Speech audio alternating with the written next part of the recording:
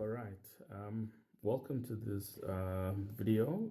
This is the second last video in the series, but quite the summary video. So we have completed all the techniques that we need for integration. And what I'd like to cover in this video is what techniques to use when and which situations you'll be faced with. So let us dive right into it. So the first type of integration we came across was basic integration. So when do we get to use this? We get to use this if our expressions look like the ones in core mathematics. So they are standard polynomials. They look like the one in core maths.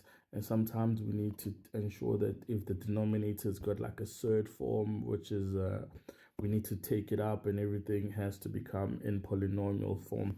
Negative exponents and positive exponents alike. So therefore, that's when we get to apply our basic integration. All right. So the next one, we get to, when you've got an integral that looks something like that, where you've got the derivative and you've got another function, basically when you have like a composite function, all right? So when you've got a composite function, that's when you get to use the U substitution. And it's quite important for you to remember that. So whenever you have situations like that, that's when you use U substitution. The next one is the logs, the natural logarithm or whichever log. So normally questions like this look like you've got a derivative in the numerator, you've got the actual function in the denominator. Whenever you've got questions like this, remember that they'll end up leading to like the absolute value of the function in the denominator plus our integral constant. So that is quite important to know, and when to use it. They are very essential. So this will be 4, I've repeated 4. This will be 5, 6, and 7, and that'll be 8. No stress about that.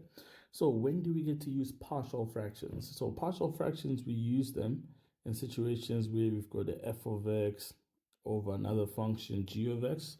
So we basically have got a fraction of polynomials.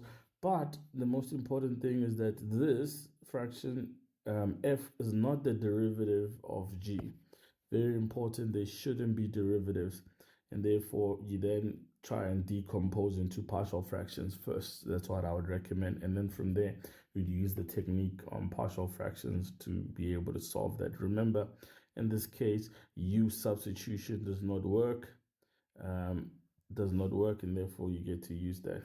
All right, just a reminder again, we also have to deal with trigonometric ratios. So if you've got trig ratios, something like the cos, and then the angle there is multiplied by a coefficient, remember that in integrating this, the answers are there in your formula sheet. You just need to remember that in the end, your integral will be, in this case, it will be sine. So the integral will be the sine of mx. Remember to always add in that fraction term.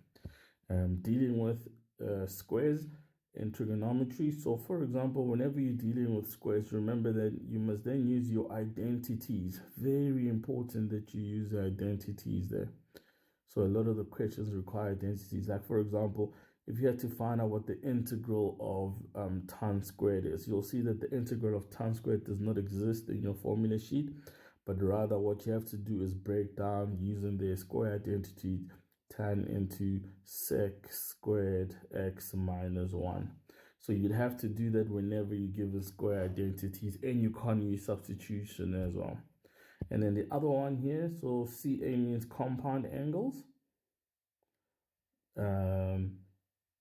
Compound angles, and this means double angles. Again, this is all in your formula sheet. Whenever you've got a trig integral that you need to solve, please do look out and check, is it one of those that fall into the compound or double? Can I simplify it using that?